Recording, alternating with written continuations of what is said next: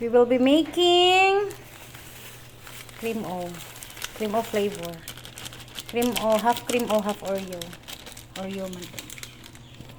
So, ang 2 pieces, ato siyang isagol. Ang 2 pieces atong i-mix apil. After 5 minutes, ingani na siya. So, we still have another 5 minutes nga i-mix siya.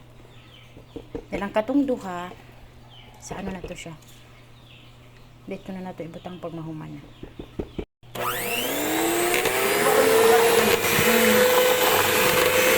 Ngani na siya kabaga. Tapos, kung problema ninyo nagbuak-buak ang inyong graham, pwede naman na siya yung sumpay-sumpay para di masayang.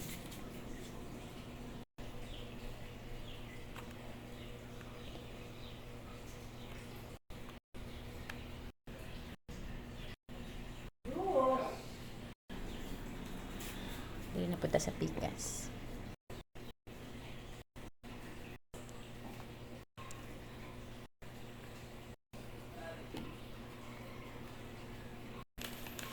Butangan din nato para naapa sila makaon ng mga buo-buo. Dili po sa pikas. Ang kaning akong gibuhat is for 2 tubs dyan siya always. Katong ingredients na.